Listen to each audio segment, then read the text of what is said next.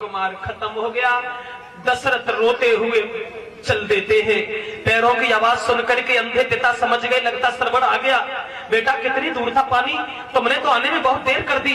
लेकिन वो बोले नहीं, कमंडल आगे बढ़ा दिया, जवाब दिया, बेटा श्रवण तुम बोल क्यों नहीं रहे हो? तुम बोलोगे नहीं तो मैं पानी नहीं पीऊंगा। बोलो कुछ तो बोलो श्रवण। दशरथ कहने लगे, क्यों सरबड़ सरबड़ कहीं कहीं की तुम दोनों रहे कुमारी। दशरथ से हत्यारे ने डालो बेटा कुमारी। क्षमा कीजिए, मैं अवध नरेश दशरथ तुम्हारा बेटा हमेशा हमेशा के लिए चला गया। महाराज मरो बेटा अब तेरो है, और मामा के हाथन से मरो भाई विचारो है।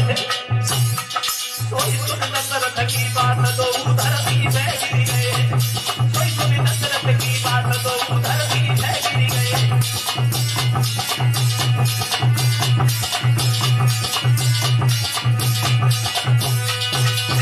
पछाड़ खाके दोनों गिर पड़े।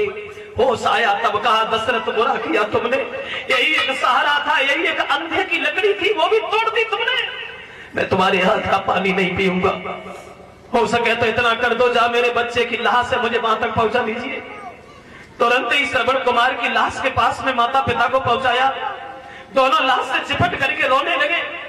माँ उस बच्चे की लाश से चिपट करके मुंह पर मुंह रख के बेहोश हो गई। अंत में वो माँ अपने बच्चे के साथ ही खत्म हो गई। जब माँ मर गई, अंधे पिता कहने लगे, धन्य है तुम्हारी जैसी माँ को जो अपने बच्चे के साथ ही चली गई। तो अब मैं ही दुनिया में किन के सारे जिएंगे, चलो मैं भी आ रहा हूँ।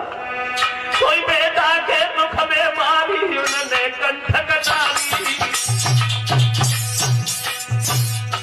मरने से पहले दशरथ से एक बात अरे उचारी। माँ एक तरफ मरी पड़ी है, बच्चे की लाश एक तरफ पड़ी है। तड़प करके अंधे वो भी गिर पड़े और बोले, अवध नरेश दशरथ, आज बेटा के दुख में मैं मर रहा हूँ, लेकिन जिस दिन तुम मरोगे तब तुम भी अपने बेटा के दुख नहीं मरोगे।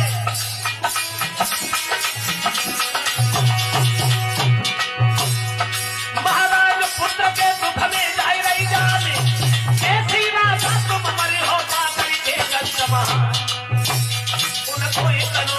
शराब पुत्र सक जाति गवाई नहीं। उन कोई तनो दे शराब पुत्र सक जाति गवाई।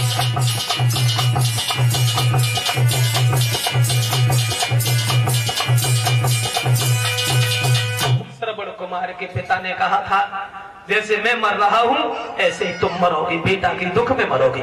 वही बात ध्यान में आती।